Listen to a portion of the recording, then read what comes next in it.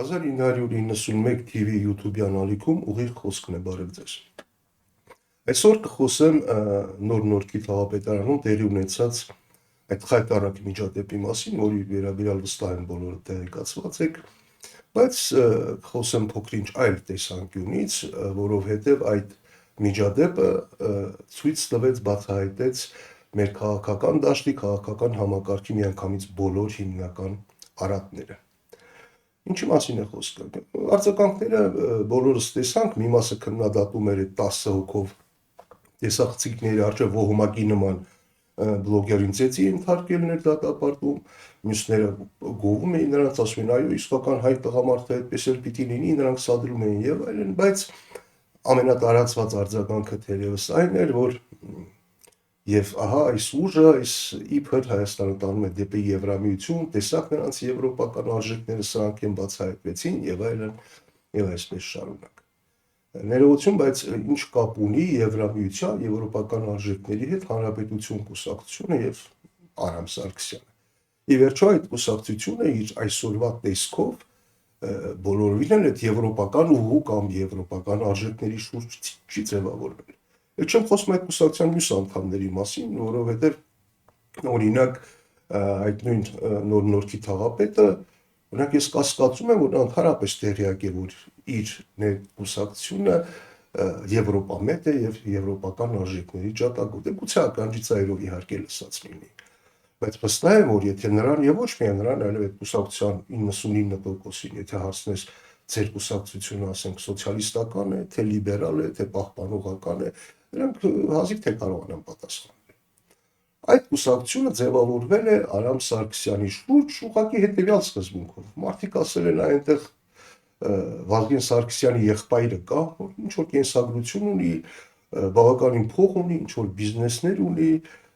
եւ անգամ գրանցված կուսակցություն ունի, Նիկոլ Փաշինյանի հետ էլ հարաբերությունները ոնց որ թե լավ են, նորմալ են, այ գնանք իր շուրջը հավաքվենք, կողքը կանգնենք, իրենց լեզվով ասած քաղաքական դիվիժենիներ անենք, գուցե ինչ որ բանի հասնենք, մի փայել մենք ունենանք եւ այդ սկզբունքով էլ արել են եւ փաստորեն ստացվել է։ Ընդ որում սա նույնը կլիներ, եթե ասենք այդ կուսակցությունը լիներ ոչ թե եվրոպական, այլ ասենք եվրոպամետ կամ այլ լիներ ռուսամետ կամ չինամետ։ Նույն արդյունքը կլիներ, մոտավորապես նույն մարդիկ կլինեին, իհարկե գուցե բացառությամբ մի քանի սկզբունքային իսկապես մարդկանց, բայց մեծ հաշվով նույնը տեղի կունենար։ Եվ սա վերաբերում է ոչ միայն այդ կուսակցությանը։ Օրինակ, Գյումրիում Վարդան Ղուկասյանը կոմունիստական կուսակցության ցուցակը գլխավորելով մասնակցեց ընտրություններին եւ դարձավ քաղաքապետ։ Նույնը կլիներ, եթե նա, ասենք, սեփական դաշինք գրանցեր կամ սեփական կուսակցություն բացեր, օրինակ, չգիտեմ, պինգվինաբույծների կուսակցություն բացել, դրանով մասնակցել ընտրություններին, մոտավորապես նույն արդյունքը կլիներ։ Մոտավորապես նույնքան ձայն կստանար համակիրների մոտավորապես նույն բանակով, որովհետև կուսակցությունները ընդհանրապես ցուցանակներ են։ Դրանք ինչ որ մարդկային ինչ որ խմբեր, ընկերախմբեր, կլաններ, թայֆաներ հավաքվում են իրար գլխի եւ մասնակցում են process-ներին անունը դնելով կուսակցություն, որովհետև օրենքով ընտրություններին կարող են մասնակցել ոչ թե թայֆաները կամ ընկերախմբերը, այլ կուսակցությունները։ Դրա համար ցուցանակ են գնում կուսակցություն անունով եւ այդպես են մասնակցում։ Դա սովորական բիզնես է մեր իրականության մեջ եւ քանի որ ամենաարագ հարստանալ, ամենամեծ փողեր վաստակելը հնարավոր է քաղաքականության մեջ մտնելով, ինչպես ցույց է տալիս վերջին տասնամյակների իրողությունները, ապա բնականաբար շատերը գերադասում են հենց այդ բիզնեսով զբաղվել։ Դե հիմա մեկը դեղատուն է բացում, մեկը ասենք Վայլդբերիզի կետ է բացում, ուրիշն էլ կուսակցություն է բացում եւ այդպիսով մասնակցում են ընտրություններին, իսկ բիզնեսը, ինչպես հայտնի է, ազգություն չունի, բարոյական սկզբունքներ չունի, բարձր բարոյական, ինչ-որ գաղափարական սկզբունքներ չունի, ընդհանրապես դրա համար կուսակցությունները, որոնք բացվում են որպես բիզնես, նույնպես ոչ բարձր բարոյական սկզբունքներ ունեն, ոչ արժեքներ ունեն, ոչ ինչ-որ կողմնորոշումներ ունեն, մի օր կարող են լինել ռուսամետ, մի օր արևմտամետ, մի օր կարող են իրար միջև իրար հայհոյել, հաջորդ օրը դաշնակցել, մի օր ներկայանալ որպես ընդդիմություն, հետո գնալ կոալիցիա կազմել եւ այլն, ինչպես միշտ տեսել ենք։ Եվ պատահական չէ, որ հասարակության ընկալումն էլ ճիշտ այդպիսին է, որտեվ ավելին հասարակության ընկալումն այն է, որ այդքան շատ կուսակցությունները մեր հասարակությունը պառակտելու գործիք է։ Եվ այստեղ իհարկե ճշմարտություն կա, որովհետև դասական իմաստով ինչ պիտի լիներ ինչով պիտի զբաղվեր կուսակցությունը։ Կուսակցությունը, ասենք, մարդկանց ինչ որ հավաքերների խումբ որոշում է, որ պետք է երկիրը զարգացնել այս ուղղությամբ եւ ստեղծում է կուսակցություն։ Մի այլ խումբ որոշում, որ երկիրը պետք է զարգացնել այս ուղղությամբ, բայց քանի որ մեծ հաշվով երկիրը զարգացնելու ուղղությունները այդքան շատ չեն, կարող է լինել 3 ուղղություն, 4 ուղղություն, առավելագույնը 5 ուղղություն, ու քանի որ նպատակը նույնն է երկիրը զարգացնել, իսկ տարաձայնությունները ընդհանուր ուղղությունների վերաբերյալ են։ Այդ դեպքում 3-4-5 կուսակցությունների գոյությունը չէր կարող ընկալվել որպես հասարակությունը պառակտելու գործիք, բայց քանի որ դրանք 100-ից ավելի են, այդպես էլ ընկալվում են։ Եվ պատահական չէ, որ այդ 100-ից ավելի կուսակցությունների գումարային ընդհանուր վարկանիշը 30%-ը չի գերազանցում։ Այսինքն հասարակության 70%-ը որևէ կուսակցության չի վստահում։ Ընդ որում սա նոր երևույթ չէ։ Եթե հիշում եք 1998 թվականին, երբ Ռոբերտ Քոչարյանը իշխանափոխություն իրականացնելուց հետո, հեղաշրջումից հետո ընտրությունների միջոցով պիտի ամրագրեր դա, նա որդեգրեց իմ կուսակցությունը ժողովուրդն է անհետ կարգախոսը։ Ինչպես նա իմ կուսակցական եղել էր։ Նա կոմունիստ էր եղել, ՀՀՇ անդամ էր եղել, հետո էլ հենվեց դաշնակցության վրա, բայց միևնույն է, նա ասացին էր, որ ինչ կուսակցություն, ինչ բան, այսինքն որտեղ կուսակցությունը ենթադրում է գաղափարախոսություն, կուսակցությունը ենթադրում է ինչ որ արժե համակարգ, նրան այդ ամեն ինչը պետք չէր։ Դա եկել էր իշխանությունը վերցնի, ստեղծի իր ասած կազմակերպված պետությունը, որտեղ հստակ կվերահսկի, թե ուր է հոսում յուրաքանչյուր դրամ եւ այլն, եւ դասա էր։ Հետագային նույնը արեց նաեւ Նիկոլ Փաշինյանը 2018 թվականին։ Հիշում եք, նա ասում էր, ես իզմեր չունեմ, ճիշտ է, ինչ որ կուսակցություն հորինել էր, որովհետև քաղաքական գործընթացներին մասնակցելու համար դա պարտադիր էր։ Բայց միևնույն է, նա եկավ ասեց, որ ինքը իզմեր չունի, եւ իշխանության էլ հասավ բոլորովին ոչ իր կուսակցության միջոցով։ Նա ուրիշ բան, որ հետագայում իր կուսակցական այդ նեղ խմբին բոլորին ինչ որ առանցքային պաշտոններում դրեց, բայց պատճառն այն չէր, որ այդ գաղափարական առումով նրանք ինչ որ այդպես եղբայրներ են, այլ պարզապես իրար հետ երկար ճանապարհ էին անցել, նրանք չափազանց շատ բան գիտեին Նիկոլ Փաշինյանի անցած ճանապարհի մասին եւ պետք չէր նրանց նեղացնել, որպեսզի չգնան հեռու ինչ որ ավել պակաս բաներ խոսեն, սա էր։ Իսկ եթե 44 օրյա պատերազմը տեղի չունենար, մեծ հավանականությամբ Նիկոլ Փաշինյանը այդպես էլ որևէ գաղափարախոսություն չէր հորինի։ Նա պարզապես կամրապնդեր իշխանությունը, քայլ առ քայլ,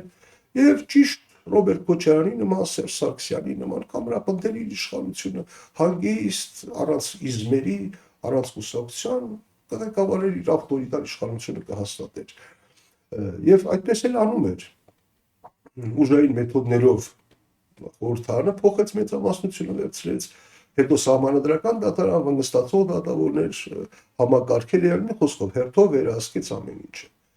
Եվ միայն 44 օրյա պատերազմից եւ Արցախի կորստից հետո արդեն հետին թվով գաղափարախոսություն հորինեց իրական Հայաստանի գաղափարախոսությունը, որպեսզի ցույց տա, որ իբր թե դա ոչ թե ինչ որ այդպես իր սխալների հետևանք էր, պարզապես այդպես էլ մտածված էր, ուղղակի ինքը ուշ հասկացավ, որ Ղարաբաղյան շարժումը, Ղարաբաղի հարցը Հայաստանի անվտանգ գոյության դեմ էր, որ Ղարաբաղը Հայաստանի ինքնիշխանության վզին թոք էր եւ այլն։ Այսինքն իբր թե այո, այդպես էլ պիտի լիներ, պարզապես ինքը ուշ է հասկացել, բայց այդ գաղափարախոսությունը իր մեջ կար։ Այդպիսի պատմություն կա, չէ, երբ Հուլիոս Կեսարը ոտք է դնում Աֆրիկա մայրցամաքի վրա, հենց նավակից ոտքը դնում է գետին, անմիջապես սայթաքում ընկնում է, բայց որպես զորքի առաջ խայտարակ չլինի, ձեռքերը տարածում է, իբր ինքը հենց այդպես էլ մտածել էր, ուզում էր գրկել Աֆրիկան։ Հիմա այդպես վարվեց Նիկոլ Փաշինյանը։ Դա չլիներ ոչ մի իզմ էլ չէր լինի, ոչ մի գաղափարախոսություն էլ չէր լինի։ Մեծ հաշվով այստեղ խնդիրն այն է, որ Հայաստանը ինքը խորհրդարանական կառավարման համակարգով երկիր է եւ դրա հիմքի աղյուսները պիտի լինեին կուսակցությունները, որտեղ ընտրությունները մասնակցում են կուսակցությունը, խորհրդարանը ձևավորում է կուսակցությունների վրա։ Բայց եթե բոլոր կուսակցությունները, համարյա բոլոր կուսակցությունները ձևական են, կեղծ են, ընդհանրապես ցուցանակներ են, բնականաբար այդ կեղծ արհեստական աղյուսների վրա չի կարող հիմնվել ամուր քաղաքական համակարգ։ Եվ եթե հիմա չհաջողվի ձևավորել իսկապես կուսակցություններ, 3, 4, 5 կուսակցություններ, որոնք հիմնված կլինեն իսկապես գաղափարախոսության վրա, իսկապես ծրագրերի վրա եւ ոչ թե թայֆայական հիմունքներով։ Եթե դա տեղի ունենա, մենք առաջիկայում ունենանք նորմալ զարգացումներ։ Եթե ոչ, ապա ունենալու ենք այն, ինչ ունեցել ենք մի քանի անգամ մեր այս վերջին տասնամյակների պատմության ընթացքում, երբ իշխող կուսակցությունը կամ իշխող անհատը ունեցել է, չգիտեմ, 40-50% համակիրներ, ինչ որ կուսակցություն, իր կուսակցությունը, հետո հեռացել է իշխանությունից եւ անմիջապես դրա մնացել են 98-99%-ը դուրս են եկել միանգամից իր տակից եւ այսպես ոհմակով վտարով տեղափոխվել հաջորդ առաջին դեմքի տակ։ Սա եղել է մի քանի անգամ, սա վստահաբար էլի է լինելու, իսկ այդ համակարգի պայմաններում ստացվում է, որ որևէ առաջին դեմք պետության, ով էլ նա լինի, իր հենարանը լինելու է այդ նախիրը տեղափոխված այս անձի տակից տեղափոխված մյուս անձի տակ, այդ նախիրը։ Եվ առաջի դեմքն էլ բնականաբար չի ցանկանալու ջարդել վերացնել իր հենարանը եւ արդյունքում ստացվելու է, որ այդ նախիրն է իրական իշխանությունը։ Այդ նախիրն է, անկախ նրանից թե ով է առաջին դեմքը, այդ առաջին դեմքը հիմնված է այն նույն նախրի վրա, որ այսպես վտարով այդ նույն արժեհամակարգով, որ կարող են 10-20 հոգով հարձակվել ինչ-որ մեկի վրա, ջարդել, ծեծել, չգիտեմ, ինչ-որ կրիմինալ արժեհամակարգով բանով, դա է լինելու մեր հասարակության եւ հետեւաբար պետության արժեհամակարգը, դա է մնալ։ Եվ պետք չի զարմանալ, որ ինչ-որ եվրոպական իբր եվրոպական արժեքներով առաջնորդվող մարդիկ իրենց այդպես են պահում։ Պետք չի զարմանալ, որ կարող հետո պարզվել, որ ամենաթունդ ռուսամետ ուժերը, ասենք, իրենց ունեցվածքը պահում են արևմուտքում։ Պետք չի զարմանալ, որ ինչ որ հետո կարող է պարզվել, որ ամենաազգային պահպանողական ուժերի, ասենք, վերնախավից ինչ որ մարդիկ իրենց հանգիստը անցկացնում են, չգիտեմ, արևմտյան գեյ ակումբներում եւ այլն, որովհետեւ դրանք բոլորը ցուցանակներ են ընդամենը ձևական։ Հայաստանում իրական կուսակցություններ չկան կամ գրեթե չկան։ Արդյունքը լինում է այսը։ Այսօր այսքանը կցանկանայի ասել, առայժմ կհանդիպենք։